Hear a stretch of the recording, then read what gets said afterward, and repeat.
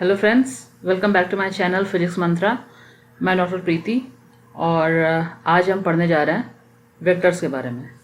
ठीक है, तो शुरुआत करते हैं। देखिए कैसा है, इस लेक्चर में मैं जो बेसिक कॉन्सेप्ट्स होंगे वेक्टर्स को लेके वो सारे डिफाइन करूँगी और नेक्स्ट जो भी वीडियो आएगा उसमें मैं आपको न्यूमेरिकल से समझाऊंगी कि आज के जो कॉन्सेप्ट आप पढ़ोगे वो कैसे क्लियर होंगे। ठीक है, सो अगर बात करें क्वांटिटी की, तो जैसे आपने यूनिट और मेजरमेंट में पढ़ा होगा, मास होता है आपका, वेलोसिटी होती है, स्पीड हुआ और एक्सेलरेशन हुआ। ऐसे काफ़ी सारे आपने उसमें पढ़े होंगे क्वांटिटीज। तो इसमें अगर आपने देखा हो, कहीं कहीं पे स्केलर क्वांटिटी होती है, कहीं कहीं होता है वेक्टर क्वांटिटी। तो how you can define that which quantity is vector and which one is scalar. See, scalar में क्या होता है, स्केलर को जो अपन डिफाइन करते हैं तो in that case we only need क्या, मैग्नीट्यूड। सिर्फ मैग्नीट्यूड की जरूरत पड़ती है, लेकिन वेक्टर क्वांटिटी की जब बात आती है तो वहां पे मैग्नीट्यूड तो आपको लगेगा ही। ठीक है, मैग्नीट्यूड तो आपको बताना ही पड़ेगा, प्लस एक चीज और आपको डिफाइन करनी पड़ेगी और वो चीज क्या है, डायरेक्शन। डायरेक्शन, ठीक है। अच्छा, अभी वेक्टर की बात, देखो स्केलर की अगर बात करते हैं तो स्केलर तो जैसे एक नंबर में आप दे सकते हो। लाइक मैंने अगर पूछा आपको कि मास एक पर्टिकुलर ब्लॉक है, इसका क्या है, तो आपको डिफाइन करना आपने भूल जाए, इसका मास जो है वो 5 kg है। तो हम ये बोल सकते हैं कि ये जो स्केलर क्वांटिटीज में है, ये आपका आ जाएगा मास, आपका आ जाएगा स्पीड, देन डिस्टेंस। देखो ये क्या है, ये जो मैंने अभी बताया ये एक बेसिक जो हमारे क्वेश्चन जिनसे सॉल्व हो जाते हैं और बेसिक प्रॉब्लम्स जो हमारे सामने आती हैं, ये क्वांटिटीज वो हैं। अदरवाइज क्वांटिटीज और भी हैं जिनको हम डिफाइन कर सकते हैं एज स्केलर और वेक्टर। ठीक है, फिर वेक्टर क्वांटिटी की अगर बात करते हैं, वेक्टर की बात करते हैं, तो इसमें आपका आ जाएगा वेलोसिटी,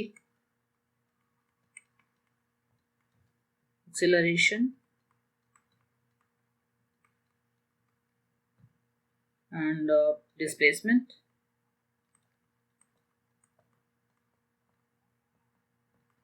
ये होगा, ठीक है।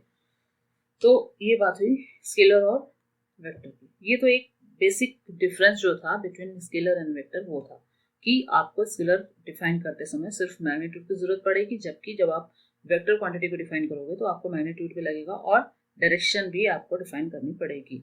अभी वेक्टर को रिप्रेजेंट कैसे करते हैं, लाइक अगर मैं बोलूँ एक वेक्टर ए है, तो वेक्टर ए, जब मैंने बोला वेक्टर ए, तो इसका मतलब क्या हुआ कि ए में कुछ मैग्नीट्यूड होगा और उसके साथ साथ मुझे बताना पड़ेगा उसका डायरेक्शन।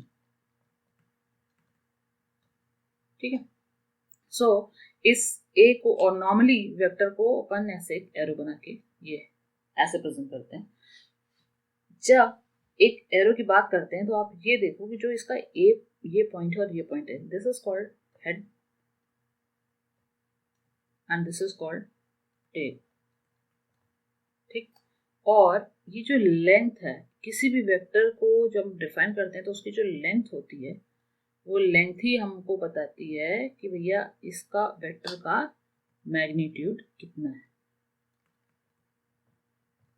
मैग्नीट्यूड को डिफाइन करता है उसका लेंथ। ठीक, अच्छा, किसी भी क्वांटिटी को अपन डिफाइन करते हैं एज वेक्टर, तो हमें उसके ऊपर एक एरो बना देना होता है। लाइक अगर आर है, कोई वेक्टर क्वांटिटी है, तो उसको कोई वेक्टर है, तो मैंने उसको उसके ऊपर इस तरह से वेक्टर बना के शो किया, और ये अगर लिखा हुआ है और अगर कहीं पे ये लिखा हो तो दोनों में बहुत डिफरेंस है। ये क्वांटिटी आपकी वेक्टर नहीं है, जबकि ये क्वांटिटी आपकी वेक्टर है। ठीक है, अच्छा, फिर ये एक बेसिक डिफरेंस हो गया between scalar and vector quantity. अभी अगर बात करते हैं, एक थोड़ा छोटे से एक दो एग्जांपल ले लिए जाएं, तो मैं बात करती हूँ, अगर एक सर्कल है, मान लो एक सर्कल है, पार्क है मान लो ये, और इसमें एक जहाँ से इनिशिएट किया जाएगा वो पॉइंट ए है। यहाँ से कोई चलना चालू करता है, दौड़ना चालू करता है, और वो पूरा इसका सर्कमफ्रेंस पूरा करते हुए एक राउंड लगाएगा मतलब पार्क का, और वापस से उसी पॉइंट पर आ जाएगा जहाँ से उसने शुरू किया था। ठीक है। सो अब अगर पूछा जाए कि डिस्टेंस जो है वो कितना कवर हुआ, एक राउंड में डिस्टेंस कितना कवर हुआ, और इस पार्क का एक आर आपको दिया गया है कि रेडियस इसका 4 है, कुछ भी दिया है, मतलब 8 रख लो आप, 4 रख लो, कुछ भी नंबर रख लो। तो अभी अगर पूछा जाए डिस्टेंस कितना है, तो आप कहोगे कि यार इसका जो सर्कमफ्रेंस होगा दैट इज 2πr, वही हो जाएगा एक राउंड में जितना डिस्टेंस कवर की गई। ठीक है, तो आपका आंसर सही होगा। लेकिन अगर मैं पूछ दूं कि डिस्प्लेसमेंट कितना हुआ, अगर मैं पूछूं डिस्प्लेसमेंट कितना हुआ इसमें, तो फिर अगेन एक चीज सामने आई कि यार इसमें कुछ और तो दिया नहीं गया है, जस्ट यहाँ से घूम के ए पॉइंट से घूम के ए पर आ रहा है। तो बहुत सारे लोगों को कंफ्यूजन होगा इसमें कि उनका आंसर शायद डिस्प्लेसमेंट को भी लेके 4 ही आएगा, आई मीन 2πr के बराबर ही आएगा, लेकिन ऐसा नहीं होगा। डिस्टेंस तो 2πr होगी, ठीक है, आप उसमें r की वैल्यू रख दोगे, सॉल्व कर लोगे, लेकिन डिस्प्लेसमेंट उसकी r नहीं होगी, क्योंकि डिस्प्लेसमेंट का मतलब होता है, इसका फॉर्मूला आप ध्यान रखो, डिस्प्लेसमेंट जब भी डिस्प्लेसमेंट पूछा जाएगा तो आप फॉर्मूला लगाओगे, फाइनल जो भी उसकी लोकेशन होगी वो माइनस इनिशियल। अच्छा, ये हुआ क्यों है? इसलिए हुआ ये क्योंकि डिस्प्लेसमेंट, मैंने आपको ऊपर बताया है कि डिस्प्लेसमेंट जो है वो एक वेक्टर क्वांटिटी है। डिस्प्लेसमेंट एक वेक्टर क्वांटिटी मतलब डिस्प्लेसमेंट में डायरेक्शन भी लगेगी। ठीक है, तो डिस्प्लेसमेंट ऐसे हम नहीं ले सकते कि 4 किलोमीटर इधर चले, 5 दूसरी साइड चले और दोनों को ऐड कर दिया और बता दिया कि भैया इतना हो गया टोटल डिस्प्लेसमेंट। जो डिस्प्लेसमेंट इसलिए नहीं होगा, ये होगा डिस्टेंस। आप जब टोटल कर दोगे तो that is called distance. Distance तो वो हो सकती है टोटल जोड़ के, लेकिन डिस्प्लेसमेंट नहीं हो सकता वो। ठीक है, तो इसलिए अभी अगर ये जो मैंने आपको डिफरेंस बताया है, इसके अलावा इसमें और देखें तो एक स्ट्रेट पाथ पे भी आप देख लो। स्ट्रेट पाथ पे आप मान लीजिए एक ए बी आपका स्ट्रेट पाथ है, एक ए बी आपका स्ट्रेट पाथ है। आप सोचिए आपको यहां से स्टार्ट करना है, आप यहां से स्टार्ट करके यहां तक आ रहा है, ए टू बी। ठीक, अच्छा, ए और बी के बीच की जो डिस्टेंस है दैट इज 4 मीटर, कुछ भी मान लो आप।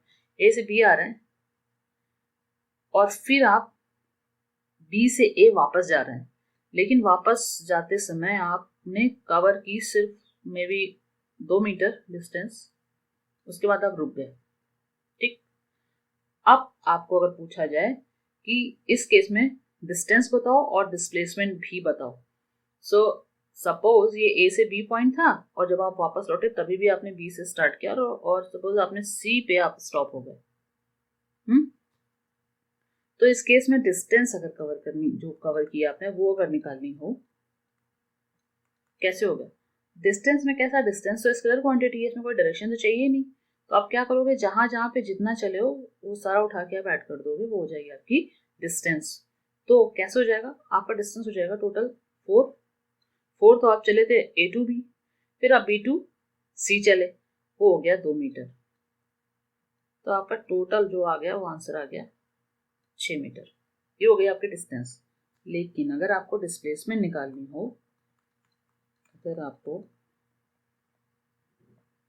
डिस्प्लेसमेंट निकालनी हो तो कैसे होगा? डिस्प्लेसमेंट का मतलब होता है shortest distance between initial and final point. ठीक है, तो बस ये एकदम इम्पोर्टेंट, ये जो मैंने जो लाइन लिखी है ये बहुत इंपॉर्टेंट है। ये सारा सब कुछ मतलब डिस्प्लेसमेंट के बारे में सब कुछ ये चीज डिफाइन कर देती है। सो शॉर्टेस्ट डिस्टेंस, तो अभी देखो आप यहाँ पे सी पे पहुंचे, और दूसरा मैंने क्या बताया था आपको, फाइनल माइनस इनिशियल। तो फाइनल तो देखो आप ए से बी पहुंचे, बी से पहुंच गया सी, तो फिलहाल आप अभी आपकी जो फाइनल लोकेशन है वो क्या है, सी है। इनिशियल क्या थी, ए, तो सी माइनस ए कर दो आप टोटल, मतलब आपका जितना टोटल था, तो आपका जितना आप पहुंचे थे, यहाँ पे आप पहुंचे 2 मीटर आप ये चल चुके हो वापस जब अभी सी पे आए हो, ठीक, ऑलरेडी आप 2 कवर करके आए हो, और ये आपका ए जो है ये था आपका टोटल 4, ठीक है। या शॉर्टेस्ट डिस्टेंस इससे निकालो, इस लाइन से अगर निकाल लो ये इजी पड़ेगा आपको। तो शॉर्टेस्ट डिस्टेंस मैंने शॉर्टेस्ट डिस्टेंस लिखी है बिटवीन ए टू सी, तो ए टू सी शॉर्टेस्ट कितनी पड़ी, यही तो हुई ना, यही तो हो गई, ठीक।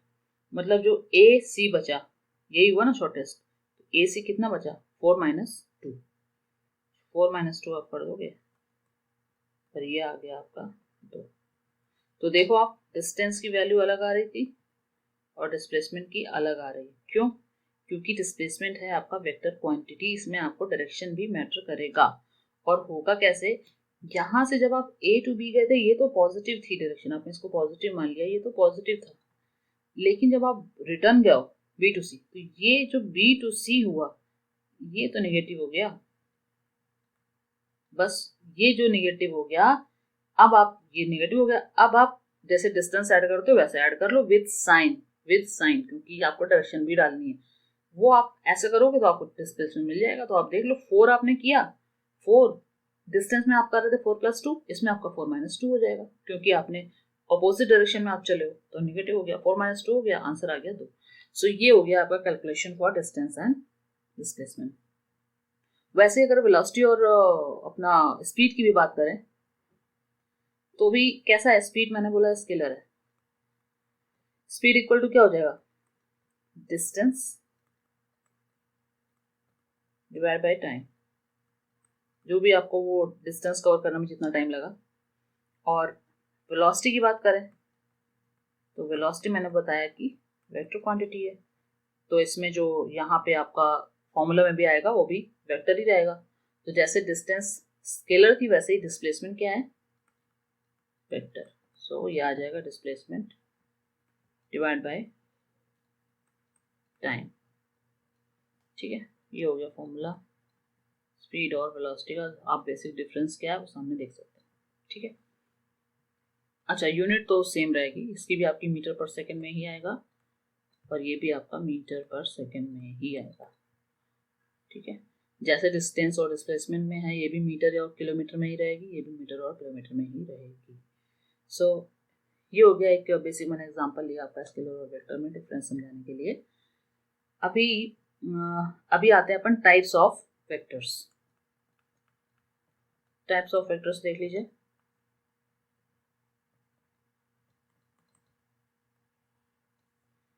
टाइप्स ऑफ वेक्टर्स अगर देखें तो इसमें जो आपका सबसे इंपॉर्टेंट पड़ेगा वो 2-3 है, लेकिन जो बेसिक है वो आप जान तो लीजिए कम से कम क्या क्या है। तो फर्स्ट मैं बोलूंगी आपको पैरेलल वेक्टर्स। पैरेलल वेक्टर्स में क्या होता है, पैरेलल वेक्टर्स लाइक एक ये है और एक ये, वेक्टर ए है वेक्टर बी है, दोनों में अगर आप समानता देखो तो क्या आ रही है, वो है डायरेक्शन। मतलब पैरेलल में क्या होगा, पैरेलल में डायरेक्शन सेम रहेगी, मैग्नीट्यूड का इतना कुछ नहीं है, मैग्नीट्यूड बराबर होगा तो भी चलेगा, छोटा बड़ा भी होगा तो भी चलेगा, क्योंकि पैरेलल शब्द अपने आप में जो चीज डिफाइन कर रहा है वो क्या है, डायरेक्शन, ठीक है। पैरेलल बोलने का मतलब मैग्नीट्यूड से बिल्कुल नहीं, इसलिए मैग्नीट्यूड ऐसा भी हो सकता है लाइक एक ये है वेक्टर ए और एक है वेक्टर बी, ये है वेक्टर बी, ये है वेक्टर ए, इस कंडीशन में भी ए और बी दोनों पैरेलल है, ठीक है। तो अब दूसरी चीज आती है कि एंगल क्या होगा, angle between two parallel vectors, टू क्या होगा, इधर देखो, ये दोनों सेम डायरेक्शन में है, दोनों के बीच कुछ और किसी भी और तरह का डायरेक्शन नहीं है, दोनों सिर्फ सेम डायरेक्शन में है, दैट्स इट। तो इसके लिए दोनों के बीच का एंगल क्या हो गया, 0। अभी बस अभी फिलहाल तो पैरेलल के लिए इतना ही है। सेकंड में आप आओ, सेकंड में है एंटी पैरेलल। काफी कुछ तो आपको देखिए कैसा है, नाम से भी पता चल रहा है कि क्या होगा। आप जब बात करते हैं एंटी पैरेलल्स की, एंटी पैरेलल वेक्टर्स की, तो ऐसा हो जाएगा कि आपका एक ये है, दूसरा हो जाएगा ऐसे, मतलब opposite direction हो जाएगी, तो then we can say that these two vectors are anti-parallel, right? So ये हो गया A, ये हो गया B, ठीक है। So ये हो गया, दोनों की opposite direction है। अगेन जो मैटर करेगी चीज वो क्या होगी, डायरेक्शन। डायरेक्शन से ही आप पता लगाओगे कि वो पैरेलल है कि एंटी पैरेलल है, क्या है। मैग्नीट्यूड का इतना कुछ लेना देना नहीं है। इस केस में आपका ऐसे भी हो सकता है कि एक ऐसा है और दूसरा आपका ऐसा है, ये भी हो सकता है, ठीक है। सो ये हुआ। अब एंटी पैरेलल में अगर एंगल की बात कर लें, angle between to anti parallel vectors क्या हो जाएगा, जैसे ऊपर दोनों के बीच में 0 डिग्री था वैसे ही, और दोनों सेम डायरेक्शन में थे, पैरेलल में थे, बाकी कोई किसी तरह का मतलब उन दोनों को हम कहीं से भी मैच तो करा नहीं सकते थे। इसी तरह से अगर एंटी पैरेलल में देखें तो इसको ऐसे लिख सकते हैं कि एक इधर है और दूसरा इधर है। भाई डायरेक्शन ही आपको अपोजिट करनी है ना, तो होगी डायरेक्शन अपोजिट, ठीक है। ये आपका वेक्टर ए था, ये था आपका वेक्टर बी, दोनों के बीच में एंगल कितना बन रहा है, 180, ठीक। सो मीन्स अपना आपका ये जो पैरेलल वेक्टर है, दोनों के बीच में 0 डिग्री का एंगल रहेगा और एंटी पैरेलल के बीच में रहेगा 180 डिग्री का। अब बात आती है कोलिनियर।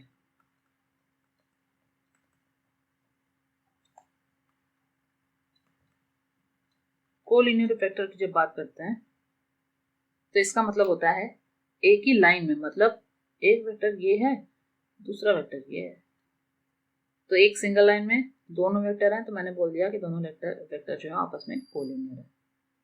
हो गया, ठीक है। अच्छा, फिर ये तो हुई कोलिनियर की बात। सेम तरीके से आप आ जाओ को प्लानर के लिए। को प्लानर वेक्टर में भी यही हो जाएगा कि सेम प्लेन में अगर वेक्टर्स आ रहे हैं, एक ही प्लेन में शो कर सकते हैं, मेंशन कर सकते हैं अगर हम वेक्टर्स को, 2 या 3 जो भी हैं, तो हम बोलेंगे कि ये को प्लानर है वेक्टर्स। अच्छा, एक चीज याद रखने वाली है। अच्छा, प्लेन की बात कैसे होती है, प्लेन का मतलब जैसे अपन बोल देते हैं एक ये एक्स एक्सिस है, ये आपका वाई है, ये आपका जेड है, ठीक है। ये एक्स वेक्टर है, वाई वेक्टर है, ये वाई वेक्टर है और ये हो गया आपका जेड वेक्टर। तो ये हम बोल सकते हैं कि एक्स वाई प्लेन में है, जेड की वाई जेड में है, या एक्स जेड में है, ऐसा। अगर एक चीज याद रखो कि दो वेक्टर की अगर बात करें, अपन सिर्फ दो वेक्टर की बात करें, ये इंपॉर्टेंट पॉइंट है, आप उसको ध्यान रखिएगा। दो वेक्टर्स की अगर बात करें, two vectors, so they are always coplanar, they are always coplanar, ठीक है।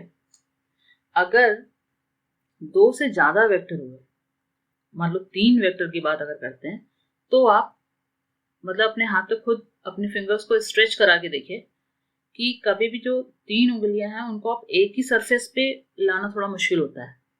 हमेशा वो 3 उंगलियां एक ही सरफेस पे नहीं आ सकती। आप उनकी पोजीशन चेंज करके देखिए, तो 3 उंगलियों का सरफेस आप एक ही नहीं बना सकते हैं, ठीक है। सो अगर 3 वेक्टर की बात करें, हम ये बोल दें कि नहीं 2 नहीं, अभी 3 की बात कर रहे हैं, तो फिर 3 के केस में उल्टा हो जाएगा। मतलब 3 के केस में उल्टा इन द सेंस कि उसमें कभी तो बन सकेगा आपका कोप्लानर और कभी होगा जब आपका 3 वेक्टर्स के लिए कोप्लानर नहीं होगा। तो आप इसमें लिख सकते हो कि 3 वेक्टर्स के केस में क्या हो सकता है, कोप्लेनर हो सकते हैं।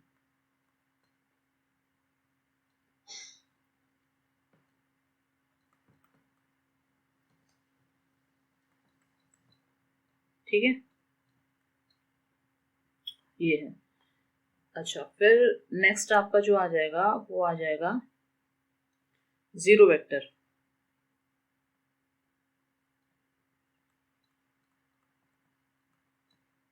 जीरो वेक्टर क्या है? जीरो वेक्टर में देखो मैग्नीट्यूड जो जीरो दिख रहा है। एक चीज जो लर्न करने के लिए वो ये है कि इसकी डायरेक्शन जो होगी वो कैसे होगी, ऑलवेज आर्बिट्रेरी। ठीक है, एक और देखें, वो है आपका कंकरेंट।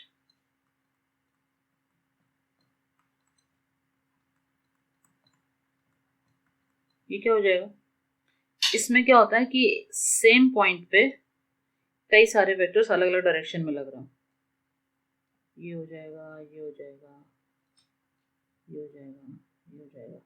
ऐसे अगर अलग अलग वेक्टर्स एक ही पॉइंट पे लग रहे हो डिफरेंट डिफरेंट डायरेक्शन में, तो हम बोल सकते हैं कि वो, इस केस में बोल सकते हैं कि कंकरेंट है वेक्टर। ठीक, लाइक कोई एक ब्लॉक है, अभी इस पे कोई इधर फोर्स लगा रहा है, कोई इधर फोर्स लगा रहा है, क्योंकि फोर्स क्या है, वेक्टर क्वांटिटी है। ठीक है, सो इस केस में हम बोल सकते हैं कि ये जो वेक्टर्स है वो कंकरेंट वेक्टर है। अब इन वेक्टर्स का कैसा है, मैग्नीट्यूड अलग अलग हो सकता है, मतलब ठीक है। अगर हम बोले कि कोई सेम है वेक्टर, नहीं सेम है, तो उसमें क्या हो जाएगा, अगर अगर दो में से कोई भी एक चीज डायरेक्शन अगर अपोजिट हो गई या उसका मैग्नीट्यूड अलग हो गया, तो हम बोल सकते हैं कि वेक्टर वो अलग अलग है, सेम नहीं है। ठीक, तो फिर ये हो गया, कंकरेंट हो गया। अभी आपका जो मोस्ट इंपॉर्टेंट है दैट इज यूनिट वेक्टर। काफी सारी जगह पे जो यूज होता है वो एक्चुअली यही है। ठीक है, ऊपर वाले जो वेक्टर्स मैंने बताया वो ठीक है, आपको याद रखना जरूरी है कि अगर स्टेटमेंट वाइज भी कहीं पे क्वेश्चन आता है तो आप सॉल्व कर पाओ, और वैसे पता होना भी जरूरी है। लेकिन यूनिट वेक्टर जो है वो आपको प्रॉब्लम सॉल्व करने में हर जगह पे, ज्यादातर जगह पे काम आएगा। तो यूनिट वेक्टर में क्या होता है, अभी आपको नाम से पता चल रहा है यूनिट, मतलब मैग्नीट्यूड तो कैसा हो जाएगा, मैग्नीट्यूड हो जाएगा उसका 1। बट व्हाट अबाउट डायरेक्शन, जब आप वेक्टर शो करते हो, मेंशन करते हो, तो आप उसके साथ मैग्नीट्यूड लिखते हो प्लस प्लस उसकी डायरेक्शन भी बताते हो। ठीक है, तो मैं कोई यूनिट वेक्टर अगर आपको बोलूं कि ये वेक्टर यूनिट वेक्टर है, अब इसको डिफाइन करो, कैसे बोलोगे स्टेटमेंट, तो आप बोलोगे ये है 1, मैं बोलूँ डायरेक्शन मान लो नॉर्थ है, तो आप बोलोगे 1 नॉर्थ। ऐसा नहीं होता है ना, 1 लिखा है मतलब फिक्स हो गया, मैग्नीट्यूड तो उसका चेंज हो ही नहीं सकता, फिक्स ही है। तो बचा क्या फिर, डायरेक्शन ना, डायरेक्शन बची। इसका मतलब एक ही चीज निकलती है, इसका मतलब क्या निकलता है कि जो यूनिट वेक्टर है, यूनिट वेक्टर बना ही है क्या शो करने के लिए, डायरेक्शन, डायरेक्शन बताने के लिए ही बना हुआ है। और इसको इंडिकेट कैसे करते हैं, इसको इंडिकेट करते हैं ए कैप। मतलब मान लो मैं बोलूं कि एक ए वेक्टर है, एक वेक्टर ए है, और इसका जो यूनिट वेक्टर है वो है ए कैप। मतलब इस डायरेक्शन में ए की डायरेक्शन जो है वेक्टर की वो ये है, जो ए, तो इसका जो डायरेक्शन की जब बात करेंगे तो फिर हम शो करेंगे ये लिखेंगे। ठीक है, जहां कहीं भी ये लिखा होगा उसका मतलब है कि यूनिट वेक्टर डायरेक्शन बता रहा है, उस पर्टिकुलर वेक्टर की डायरेक्शन। सो एक चीज और इससे पता चलती है कि अगर इसको ऐसे भी लिख सकते हैं कि vector A equal to magnitude of A, यानी कि मोड ऑफ ए डॉट, मतलब इनटू, चलो इनटू बोल दो, डायरेक्शन ऑफ ए क्या था, यही है ना, अभी तो बताया मैंने कि इस पे जो कैप लगा देते हैं वो शो करता है उस पर्टिकुलर वेक्टर की डायरेक्शन।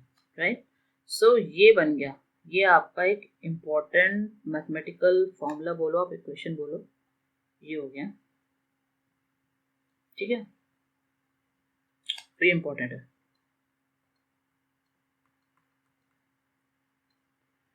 सो ये हो गया। अभी टाइप्स ऑफ वेक्टर पढ़ लिए, ये पढ़ लिया।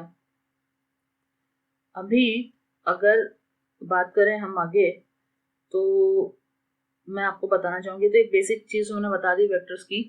अभी आएगा आपका, अगर आपको एंगल निकालने हो वेक्टर्स के बीच में, दो वेक्टर है उसके बीच में एंगल निकालना हो तो कैसे होगा।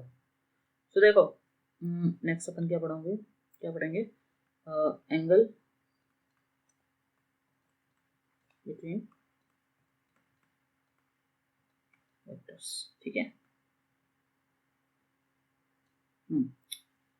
जब एंगल लेंगे अपन तो उसमें कुछ कंडीशन है, ठीक है, वो आपको एज इट इज फॉलो करनी पड़ेगी, तो आप उसको आराम से सॉल्व कर सकते हो। अब उसमें क्या होगा, उसमें होगा ये कि चलो अच्छा, अब आप बात करते हैं अपना एंगल की, तो उसमें ये चीज होगी, आप लोगे जो स्टेप है वो ये है। स्टेप क्या है, एक ही स्टेप है, सिंगल स्टेप है, कि आपको जो फॉलो करना पड़ेगा वो क्या होगा, या तो हेड टू हेड मैच कराओ और टेल टू टेल। ये किसके हेड टेल की बात हो रही होगी, ये हेड टेल की बात हो रही होगी वेक्टर्स की, ऑफ वेक्टर्स, ठीक है ना। मतलब आपको एक वेक्टर ए दिया गया है जिसकी डायरेक्शन है कुछ ऐसे, ठीक है, एक दिया गया है ऐसे, ये हो गया बी और ये हो गया आपका ए, ठीक है। इसको मैं हटा देती हूँ। तो अभी आप मुझे ये बताओगे कि जो मैंने लिखा है ये पॉसिबल है क्या, मतलब हाँ, मैंने मान लो इसके बीच का एंगल आपको कुछ दे देती हूँ, 60 दे देती हूँ, ये कंडीशन पॉसिबल है क्या। तो हाँ बिल्कुल पॉसिबल है। क्यों, मैंने ऊपर जो रूल लिखा उसमें मैंने लिखा है कि या तो हेड टू हेड मैच कराओ एंगल निकालने के लिए, या फिर टेल टू टेल। तो यार ये देखो, इसकी भी टेल यहाँ पे है और इसकी भी टेल यहाँ पे है, हो गया, मतलब कि ये कंडीशन सही है, हो सकता है, करेक्ट है। अभी अगर मैं दे दूं एक ऐसा और ऐसा दे दूं और मैं ऐसे कुछ बना देती हूँ और इसका मैं 120 डिग्री दे दूं, और ये है आपका ए, ये है आपका बी। अभी बताओ ये पॉसिबल है क्या, ये पॉसिबल नहीं होगा, रॉन्ग है। क्यों, क्योंकि यहाँ पे एक जो ए है उसके टेल पे बी का हेड ज्वाइंट हुआ हो जाके, तो आप जो कंडीशन मैंने ऊपर लिखा है यहाँ पे, इसमें चेक करो, ऐसा कुछ है, ऐसा कुछ भी नहीं है। दोनों सेम होना चाहिए, अगर हेड पे मिला रहे हो तो हेड मिलाओ और अगर टेल पे मिला रहे हो तो टेल मिलाओ।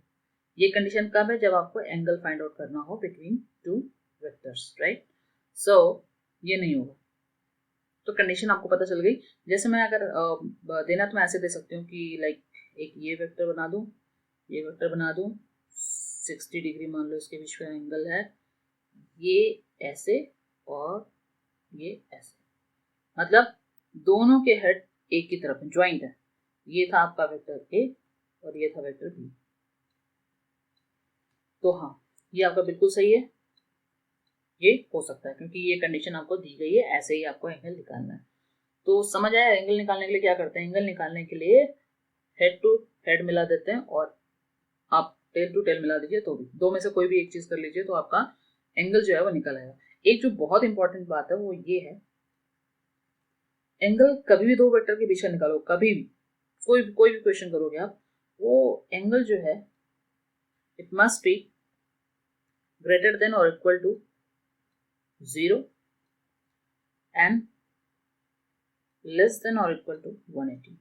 मतलब it must be in between 0 to 180, right. इसका मतलब क्या हुआ? इसका मतलब ये हुआ, ये क्यों बताया मैंने? ये इसलिए बताया क्योंकि आप देखो, लाइक ये कंडीशन सही थी ना, इस पे देखो, आपने हेड टू हेड मिलाया था, हाँ मिलाया था, ये एंगल 60 था, लेकिन इसके बाहर की साइड से अगर मैं बोलूं, आप एक सेकंड मैं कलर चेंज करती हूँ, आपको अगर मैं बोलूं कि इस तरफ से देखो,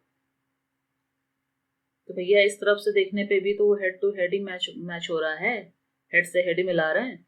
तो एंगल तो बताने वाला आपको इधर से भी बता सकता था कि इन दो, लाइक अगर मैं क्वेश्चन में ऐसा दे देती और ऑप्शन में दे देती 60, ठीक है, कुछ और, तो जो कुछ और है वो भी तो सिलेक्ट किया जा सकता था, और वो कुछ और क्या होता? वो होता आपका 360 माइनस 60। 300 डिग्री भी तो दे सकता था आंसर में, और 300 डिग्री आपका ये एंगल है बाहर वाला। तो यार एक तरह से अगर बाहर की ओर से देखो तो ए से बी के बीच का एंगल 300 भी तो है, लेकिन इस क्वेश्चन में जब तुमसे पूछा जाएगा कि vector between these two angle A to B, तो आप ये 300 वाला नहीं लोगे, आप लोगे 60 वाला, ठीक, क्योंकि ये कंडीशन है, इसके लिए कंडीशन है कि 0 और 180 के बीच में होना चाहिए। तो कुल मिला के आप जब भी कोई ऐसा कुछ आएगा, अगर आप वेक्टर्स आता है उसके बीच में आपको एंगल कभी निकालना हो, तो एक चीज ध्यान रखो, आप आपके दिमाग में दो एंगल कोई भी आएंगे, एक छोटा होगा, कोई एक बड़ा होगा, तो जो छोटा होगा ना दोनों में से, जो स्मॉलर एंगल होगा वही आप कंसीडर करोगे फॉर आंसर, वही सही होगा, ठीक है। क्योंकि 300 अगर देखना, 300 तो 180 बहुत बड़ा हो गया, तो ये आंसर फिलहाल नहीं होगा। तो ये इंपॉर्टेंट कंडीशन है, इसको आप याद रखिए कि दो वेक्टर के बीच में एंगल हमेशा 0 to 180 ही होगा, 0 to 180 ही होगा, ठीक है। अब ये हो गया एंगल का, आई होप एंगल का समझ में आ गया होगा। एक इंपॉर्टेंट चीज है जो आपको ध्यान देनी है, दैट इज पैरेलल शिफ्टिंग।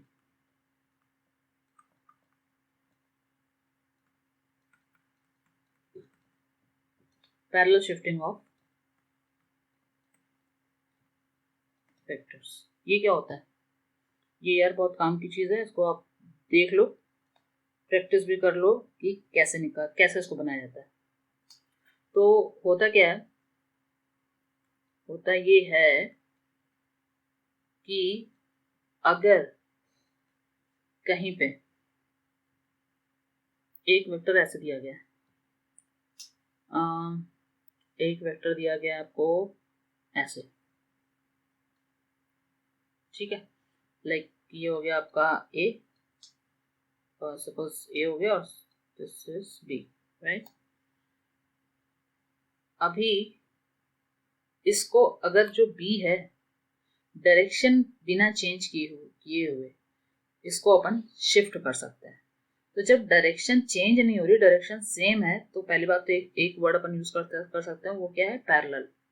और शिफ्टिंग का मतलब उसको एक जगह से उठा के दूसरी जगह रखना है। मतलब अगर ये डायरेक्शन ये आ रही है, तो इसको हम शिफ्ट कराने के लिए इधर ला सकते हैं ना। मतलब अगर इसको ऐसे लिख लें तो डायरेक्शन तो सेम ही रही ना, खाली डिस्टेंस, लोकेशन चेंज हुई है। डिस्टेंस क्या बोले, लोकेशन बोल सकते हैं, तो चलेगा, क्योंकि पैरेलल शिफ्टिंग में डिस्टेंस या डिस्प्लेसमेंट का कोई काम नहीं है। इसमें आप पैरेलल शिफ्टिंग में, पैरेलल मींस डायरेक्शन सेम रखो और उसको कहीं से भी उठा के कहीं भी रख सकते हो। अगर आपको कहीं पे जरूरत है ऐसी कि एंगल निकालना है या कोई और ऑपरेशन लगाना है, और उसके लिए आपको उसको सेटअप करना है, सेटअप लगाना है, उसका अलग अलग वेक्टर्स आपके रखे हुए हैं, आपको एक साथ करने हैं, तो आप ऐसे पैरेलल शिफ्टिंग कर सकते हैं, ठीक है, नो इशू। सो अभी जैसे मान लो ए की बात करें, ये तो आपने बी को शिफ्ट कर लिया, या ये तो आपने बी को शिफ्ट कर लिया, ए ऐसे था तो ए को हम यहाँ से उठा के सीधा सीधा सीधा सीधा सीधा सीधा सीधा उठा के इसको भी हम यहाँ ला के रख सकते थे, ठीक है। डायरेक्शन सेम होनी चाहिए और बाकी कोई प्रॉब्लम नहीं है। डायरेक्शन सेम हो तो that is called parallel shifting. ये आपको बहुत काम आने वाली है अगर जब आप और ऑपरेशंस लगाएंगे एडिशन वगैरह का, तो उसमें जरूरत पड़ेगा, ठीक है। अभी आप देख लो कि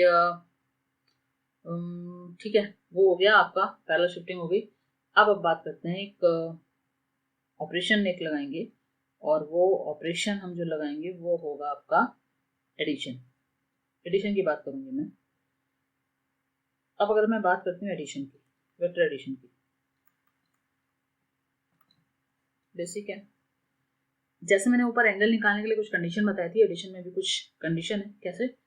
आपको जब ऐड करने हो दो वेक्टर, तो हेड टू टेल करिए और फिर टेल टू हेड। क्या बताया मैंने? देखो, हेड टू टेल जो मैंने बोला, हेड हेड से आपको टेल को मैच करना है, वो किसका होगा? फर्स्ट वाले का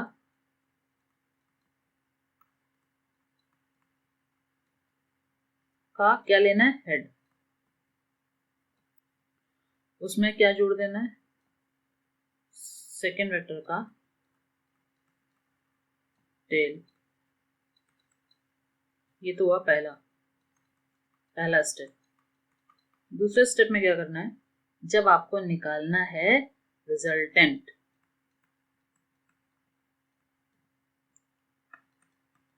तो उसमें क्या करोगे? फिर उसमें ये करोगे कि जो टेल है ऑफ फर्स्ट वाले की, वो जोड़ दोगे जाके हेड ऑफ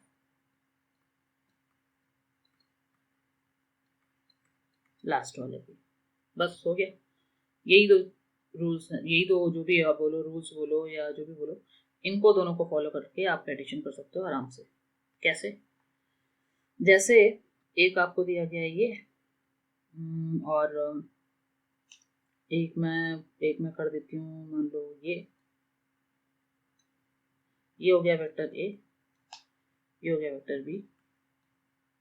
इन दोनों को ऐड करना है, इनका रिजल्टेंट निकालना है। आपको जो निकालना है वो है ए प्लस बी। क्या होगा? इस केस में क्या कर सकते हो? अभी तो फिलहाल देख के कुछ समझ ही में नहीं आ रहा कि कैसे लगेगा कैसे नहीं लगेगा, ठीक है। मैंने बोला था पहला जो आपको फॉलो करना है वो क्या है? पहले वाले जिसमें ऐड करना, मेरे को क्या करना है? ए में बी को ऐड करना है, यानी कि ए हो गया आपका फर्स्ट और बी हो गया आपका सेकंड, ठीक है। तो पहले वाले का हेड, तो भैया पहले वाले का हेड हो गया ये हो गया हेड। पहले वाले का हेड में दूसरे वाले के टेल को जोड़ना है। तो दूसरा वाला तो यहाँ बैठा है, कैसे मैच कराएं? तो यहाँ पे आप यूज कर लोगे क्या, जो मैंने अभी ऊपर बताया था आपको, पैरेलल शिफ्टिंग। यहाँ पे आप यूज कर लोगे पैरेलल शिफ्टिंग। किसकी? ऑफ बी की कर लो। तो कैसे करने वाले हो? ऐसे करने वाले हो, ये तो ए था, ये ऐसे रहेगा। बी जिस डायरेक्शन में, डायरेक्शन मत चेंज करो, और क्या करोगे? इसके तुम्हें हेड पे उसका टेल लाके जोड़ देना है। इसका हेड ये है, उसका टेल चला आया, डायरेक्शन ऐसी थी, कुछ ऐसा बना हुआ था, तो आपने कर लिया थोड़ा सा। हो गया? ठीक है, कोई दिक्कत? ये भाई यहाँ पे था, नीचे था, यहाँ पे यहाँ थोड़ा सेम डायरेक्शन सेम रही। ऐसा नहीं होना चाहिए कि आपने एक ऐसा बना हुआ है, आप उसको शिफ्ट करते करते ऐसा शिफ्ट कराया कि पता चला वो ऐसे बन गया। ये कंडीशन जो है गलत हो जाएगी। ऐसे ऐसे नहीं करना है, ये नहीं करना है, ये गलत है। शिफ्टिंग कराते समय ये आपको ध्यान देना है कि डायरेक्शन सेम रहे, और बाकी बाकी सब ठीक है। डिस्प्लेसमेंट डिस्टेंस कितना कवर कर रहा है, किधर पहुंच रहा है, वो मैटर नहीं करता है। तो ये चीज यहाँ आ गई। हो गया, ये हो गया आपका बी। सेम वेक्टर जो था वो उठ के इधर आ गया। बस अभी रिजल्टेंट निकालना है, तो पहला तो आपने फॉलो कर लिया कि पहले वाले के वेक्टर से, पहले वेक्टर के हेड से दूसरे वाले के टेल को जोड़ दिया। अभी क्या करोगे, अभी ये करना है कि जो पहला वाला यानी कि रिजल्टेंट जब आपको निकालना है तो आपको टेल ऑफ फर्स्ट पहले वाले के टेल से दूसरे वाले के हेड को जाके जोड़ देना है।